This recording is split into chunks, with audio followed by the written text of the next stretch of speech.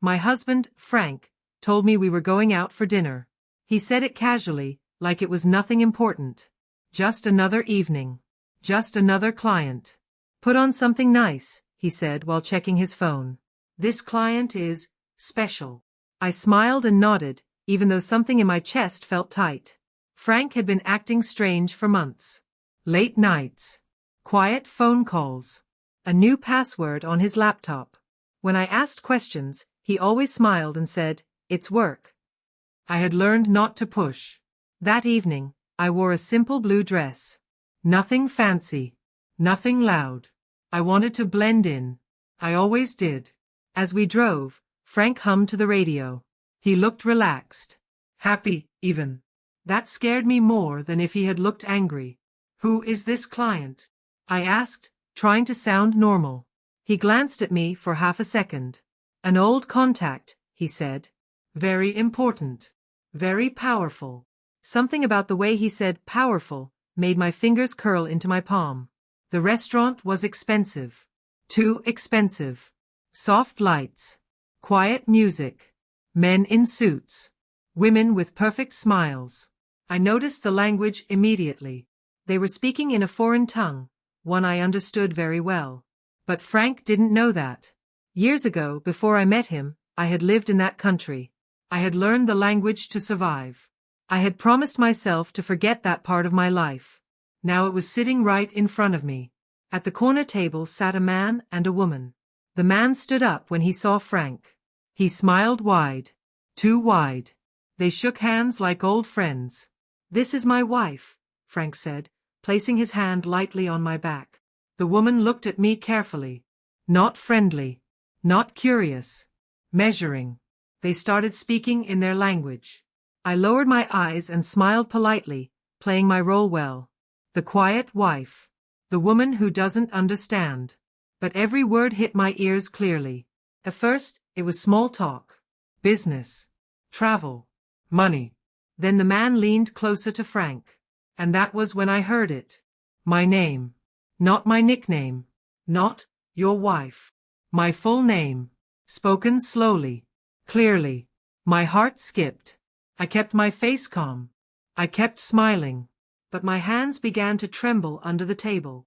Because the man laughed softly and said something that made my blood turn cold. Something about me. Something Frank had never said to my face. And in that moment, I realized this dinner was not about business at all. It was about me. The waiter came, and menus were placed on the table. I barely saw the words on the page. My ears were focused on one thing only. Their language. The man spoke again, his voice low but clear. "She still doesn't know, does she?" he said. I felt my stomach twist. Frank chuckled. "Of course not," he replied. "She doesn't understand a word." I almost laughed. Almost. The woman smiled and looked straight at me. "She looks calm," she said. "Are you sure?" Frank waved his hand. "She's always like this. Quiet. Trusting. Trusting." The word burned. I picked up my glass of water so my shaking hands would not be noticed. My smile stayed in place, but my heart was pounding hard. The man leaned closer to Frank. "Then tonight is perfect," he said. "Everything is ready." Frank nodded slowly. "Yes. After this dinner, there will be no turning back." My breath caught. "No turning back from what?" The woman spoke again. "And her?" she asked, tilting her head toward me. "What will you do with her?" There it was. The question I was afraid of. Frank did not answer right away. He cut his steak calmly, like they were talking about the weather. "She won't be a problem," he finally said. "She never is." My fingers went cold. The man laughed softly. "You always choose well," he said. "Marrying her was smart. No one would ever suspect." Suspect what? The food arrived. The smell made me sick. I nodded politely when the woman spoke to me in English, asking if I liked the restaurant. I answered simply. Smile. Played my part. Inside, my mind was racing. They talked about numbers next. About papers. About dates. Then I heard something that made my chest tighten. "The transfer will be done in her name," the man said. "In my name." Frank nodded. Good. That way, when it collapses, it won't touch us. The woman sipped her wine. She trusts you completely, she said. That makes it easy. Frank smiled. Yes, he said softly. It does. My hands trembled so badly I had to press them against my legs. I wanted to scream. I wanted to stand up and expose them. But I didn't. I stayed silent. Because in that moment, I understood something important. They thought I was weak. They thought I was blind. They thought I was nothing more than a name to use. And that was exactly why I could destroy everything. I took a slow breath. If they were planning behind my back, then I would plan in front of their faces. And they would never see it coming. That night, I slept beside Frank like nothing had happened. He turned toward me in the dark and wrapped his arm around my waist. His touch felt heavy now. False. You were very quiet tonight, he said. I forced a small laugh. I was tired, I replied. Long day. He kissed my forehead. Don't worry about my work, he said softly. Everything is under control. If only he knew. I lay awake long after he fell asleep, staring at the ceiling. Every word from the dinner replayed in my mind. The transfer will be done in her name. When it collapses, it won't touch us. They were planning to use me as a shield, to destroy something and let it fall on my head. By morning, my fear had turned into clarity. I did not cry. I did not panic. I planned. At breakfast, Frank scrolled through his phone while I poured coffee. I might visit my old friend Lena today, I said casually. He barely looked up. Sure, he said. Take your time. That was the first mistake. Lena was not just an old friend. She was a lawyer. She also spoke the same language. When I told her everything, she did not interrupt me once. Her face stayed calm, but her eyes grew sharp. They think you don't understand, she said. Yes, I replied. And I want to keep it that way. She smiled slowly. Then we can use that. Over the next days, I became more careful, more loving, more trusting. I laughed at Frank's jokes.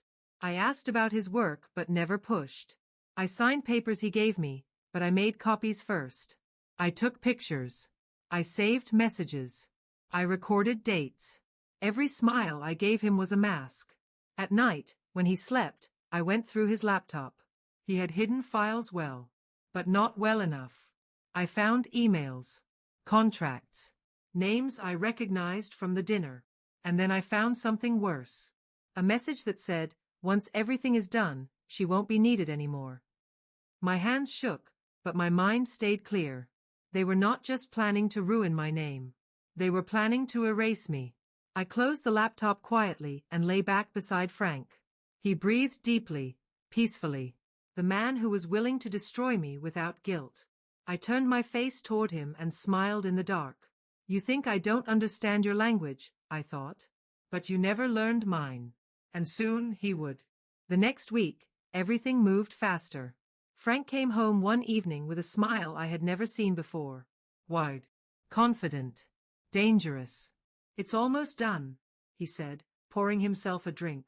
Our future is about to change. I smiled back. That's wonderful, I said. I'm so happy for you. He kissed my cheek and didn't notice how still I became. The papers came 2 days later. Just routine, Frank said, sliding them across the table. Some documents need your signature. It's for tax reasons. I looked at the papers carefully. My name was everywhere. Ownership, responsibility, liability. I nodded slowly. If you think it's best, I said. But this time, I did not just make copies. I changed things. Lena helped me create small differences, tiny details no one would notice at first. Dates, clauses, signatures. To anyone else, the documents looked perfect. But legally, they protected me. And they trapped Frank. At the same time, I began my second move. I visited the bank. Alone. The manager knew Frank well. He smiled and welcomed me warmly. I just want to understand what I'm signing, I said softly. As a wife, I worry. That was all it took. He explained more than he should have. Accounts, transfers, deadlines. And I listened carefully. That night, Frank met his client again. He didn't invite me this time. I sat at home, holding my phone, watching the messages Lena sent me in real time. They're rushing. They're careless. That's good for us. When Frank returned, he was excited. They trust us, he said. Everything is set. I nodded and hugged him. But in my mind, I had already stepped away. The final piece was the woman from the dinner. I found her online easily. Her name appeared on several documents I had copied. I sent her a short message in her own language. Simple. Polite. You should be careful, I wrote. Men like Frank always need someone to blame. She replied within minutes. What do you mean? I smiled. The cracks were forming. And once a crack appears, it never stays small for long. The woman's name was Mara. She messaged me again that night. Why are you contacting me? How did you get my number? I replied calmly, still using her language. Because you think I don't understand you, I wrote. And because you think I am powerless. There was a long pause. Then 3 dots appeared. You're lying, she wrote. Frank said you were ignorant. I smiled at the word. Frank lies, I replied. Ask yourself why everything risky is in my name and not yours. She didn't answer right away. The next morning, she did. Send proof. I was ready. I sent her copies of the documents. Highlighted. Clear. I sent her a recording. Frank's voice. Confident. Cruel. She won't be needed anymore. Minutes passed. Then Mara sent one short message. We need to talk. That afternoon, Frank called me. I'll be late tonight, he said. Don't wait up. I smiled even though he couldn't see me. Of course, I said. Be careful. Instead of waiting, I met Lena. We prepared the final steps carefully. No anger, no rushing. Only facts. That evening, Mara called me. Her voice shook. He told us you were nothing, she said. A name. A cover. I let the silence answer for me. They're planning to let everything fall on you, I said softly. When it breaks. Mara exhaled sharply. Then we changed the plan, she said. That night, Frank came home angry. They're asking questions, he snapped. Too many questions. I touched his arm gently. About what? He pulled away. Nothing, he said. Go to sleep. I did. But I dreamed of open doors and collapsing walls. The next day, the first delay happened. A transfer failed. Then another. Frank paced the living room, phone pressed to his ear. They're stalling, he said. I don't know why. I watched him calmly. Because I knew why. The truth was spreading. And once truth starts moving, no lie can outrun it. Frank came home early that day. Too early. I was in the kitchen when he walked in, his face pale, his jaw tight. We need to talk, he said. I turned off the stove slowly and faced him. Of course, I replied. What's wrong? He studied my face, like he was seeing me for the first time. The deal is falling apart, he said. Mara pulled out. The accounts are frozen.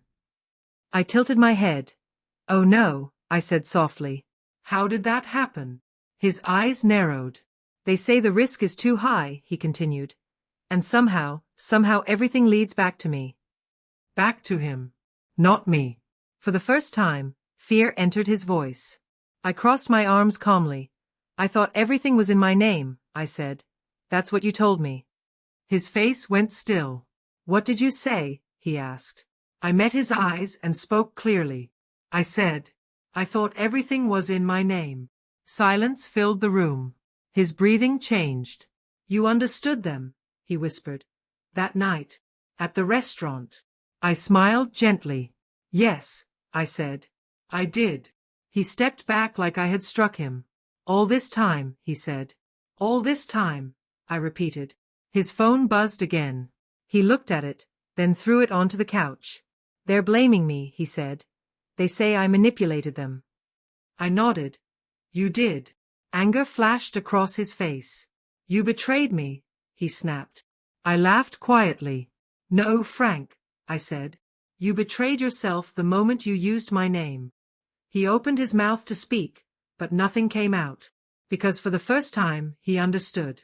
I was never weak, that I was never blind. I had simply been waiting. Frank didn't sleep that night. Neither did I. By morning, the house felt different. Quieter. Heavier. He sat at the table with his head in his hands when I came downstairs. "They're opening an investigation," he said without looking up. "Everything is being reviewed." I poured myself a cup of tea and sat across from him. "They'll ask questions," I said calmly, "and you won't be able to answer them."